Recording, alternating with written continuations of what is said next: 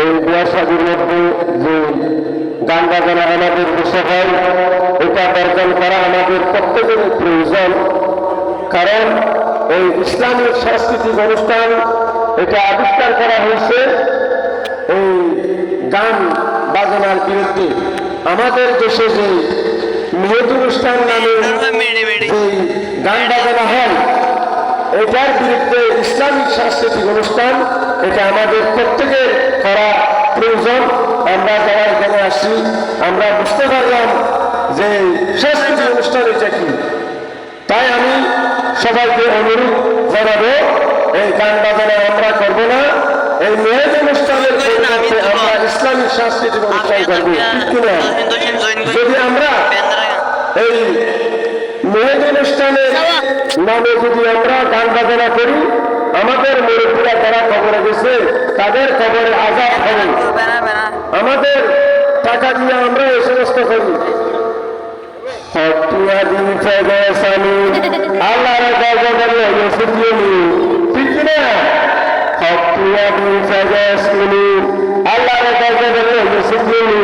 ফিরে মারা গেলে খবর, ফিরে মারা গেলে খবর, আল্লাহর গজব সরে আগে তোরার কবাল। ঠিক না? যদি আমরা এই মেহেদ অনুষ্ঠান নামে যদি আমরা গান বাজনা করি, আমরা যখন খবরে যাব আমাদের মুরব্বীরা যারা খবরে গেছে তারা খবরে আযাবের মধ্যে গ্রেফতার হবে। সেই জন্য আমি বলি আল্লাহর গজবের ফিরে মারা বাইবে লাগে গেলে খবর, ঠিক না? ফিরে মারা বাইবে লাগে গেলে খবর, আল্লাহর গজব সরে আগে তোরার কপাল। গান বাজানা আল্লাহর হারাম। গান বাজানা কি? আল্লাহর নির্দেশ, এবং গান বাজানা হারাম, এটা আমরা সবাই জানতে হবে। সেজন্য আমরা এই বিয়া শাদীর মধ্যে আমরা গান বাজনা করবো না। যদি আমরা গান বাজনা করি, আমাদের মুরব্বীরা যারা দুনিয়া থেকে চলে গেছে তারা কবরের আযাবের মধ্যে হবে।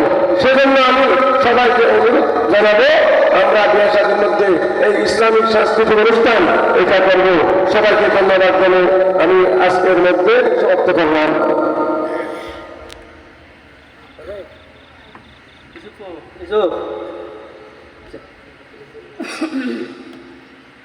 আমাদের